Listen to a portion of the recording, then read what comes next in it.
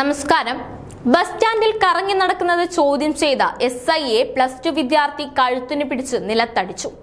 പത്തനംതിട്ട സ്റ്റേഷനിലെ SI ജിനുവിനാണ് മർദ്ദനമേൽക്കുന്നത്. തലയ്ക്കും കൈക്കും പരിക്കേറ്റ ഇദ്ദേഹം പത്തനംതിട്ട ജനറൽ ആശുപത്രിയിൽ ചികിത്സ തേടിയിരുന്നു. വിദ്യാർത്ഥികളുടെ സ്ഥിരം സംഘർഷവേദിയായ പത്തനംതിട്ട പുതിയ സ്വകാര്യ ബസ് സ്റ്റാൻഡിൽ ചൊവ്വാഴ്ച വൈകിട്ടായിരുന്നു സംഭവം നടക്കുന്നത്. വിദ്യാർത്ഥിനികളെ കമന്റടിക്കുന്നെന്ന വിവരത്തെ തുടർന്നാണ് SIയും പോലീസുകാരനും സ്റ്റാൻഡിലെത്തിയത്.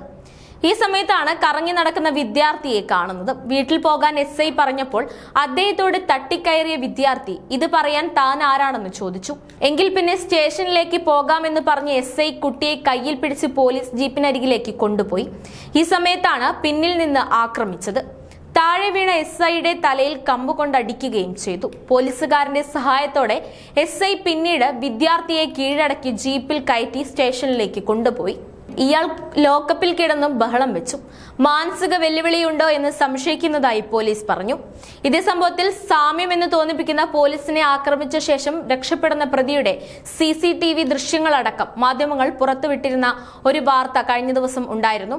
ആ കേസിൽ പിടിയിലായ പ്രതിയുടെ മൊബൈൽ ഫോണിൽ ലഹരി മാഫിയ സംഘങ്ങളുടെ ദൃശ്യങ്ങളുള്ളതായും ലഹരി ഉപയോഗിച്ചതായും പോലീസ് പറഞ്ഞിരുന്നു. പോലീസിനെ ആക്രമിച്ച ശേഷം രക്ഷപ്പെടുന്ന പ്രതിയുടെ CCTV ദൃശ്യങ്ങൾ പുറത്തു വന്നിട്ടുണ്ട്. കഴിഞ്ഞ ദിവസം രാത്രിയാണ് കല്ലൂരിലെ സ്പെഷ്യൽ ബ്രാഞ്ച് ഉദ്യോഗസ്ഥനായ ASI മധുവിനെ കൗമാരക്കാരൻ ആക്രമിച്ചത്. കല്ലൂർ മാർക്കറ്റിന് സമീപത്ത് ആളൊഴിഞ്ഞ കെട്ടിടത്തിന് സമീപത്ത് കൗമാരക്കാരനെയും പെൺകുട്ടിയെയും സംശയാസ്പദമായ സാഹചര്യത്തിൽ കണ്ടതിനെ തുടർന്ന് യുവാവിനെ പോലീസ് ഉദ്യോഗസ്ഥൻ വിളിച്ചു കാര്യങ്ങൾ തിരക്കിയിരുന്നു. ഇതിനുശേഷം രണ്ടുപേരും അവിടെ നിന്ന് മടങ്ങുകയും ചെയ്തു.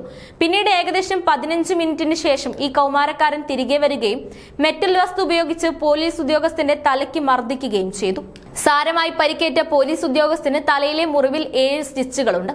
സംഭവത്തിൽ കൗമാരക്കാരന്റെ പേരിൽ പോലീസ് വധശ്രമത്തിന് കേസെടുക്കുകയായിരുന്നു. 17 വയസ്സ് മാത്രമാണ് ആ പ്രതിക്കുള്ളത്.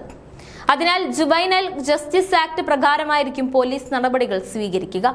പോലീസ് ഉദ്യോഗസ്ഥനെ ആക്രമിച്ചതിന് ശേഷം പോലീസ് അറസ്റ്റ് ചെയ്യുകയും വിശദമായി ചോദ്യം ചെയ്യുകയും ചെയ്തിരുന്നു. തുടർന്നാണ് മുമ്പ് ലഹരി ഉപയോഗിച്ചിട്ടുള്ളതായും ലഹരി മാഫിയ സംഘങ്ങളുമായും പ്രതിക്ക് ബന്ധമുള്ളതായി വ്യക്തമാകുന്നത്. ഫോൺ പരിശോധിച്ചപ്പോൾ കൂടുതൽ വിവരങ്ങളും ലഭിച്ചിട്ടുണ്ട്. കുടുംബത്തിന് പോലീസ് നോട്ടീസ് നൽകിയിട്ടുണ്ട്. ഓരോ ജീവിതവും ഓരോ കഥകളാണ്, വേറിട്ട കഥകളുടെ ഒരു കൂട്ടായ്മ. വേണമെങ്കിൽ നമുക്കതിനെ ഒരു നോവലെന്ന് പേരിടാം. അതുപോലൊരു നോവലല്ലേ നിങ്ങളുടെ ജീവിതവും? എന്താ, ശരിയല്ലേ? നിങ്ങളുടെ അനുഭവങ്ങൾ, കഥകൾ എന്തുമായിക്കൊള്ളട്ടെ, അത് കേൾക്കാൻ DNA ന്യൂസിലൂടെ ഞാൻ എത്തുന്നു. കഥ പോലൊരു ജീവിതം, അതിനായി ഞാൻ നിങ്ങൾക്ക് വേണ്ടി കാത്തിരിക്കുന്നു. നമുക്ക് ഒന്നിച്ച് കാണാം, കുറേ കാര്യങ്ങൾ സംസാരിക്കാം, വേദനകൾ പങ്കിടാം. നിങ്ങളുടെ വിഷയങ്ങൾ, അനുഭവങ്ങൾ അത് ഞങ്ങളെ അറിയിക്കേണ്ട വിലാസം താഴെ കൊടുക്കുന്നു.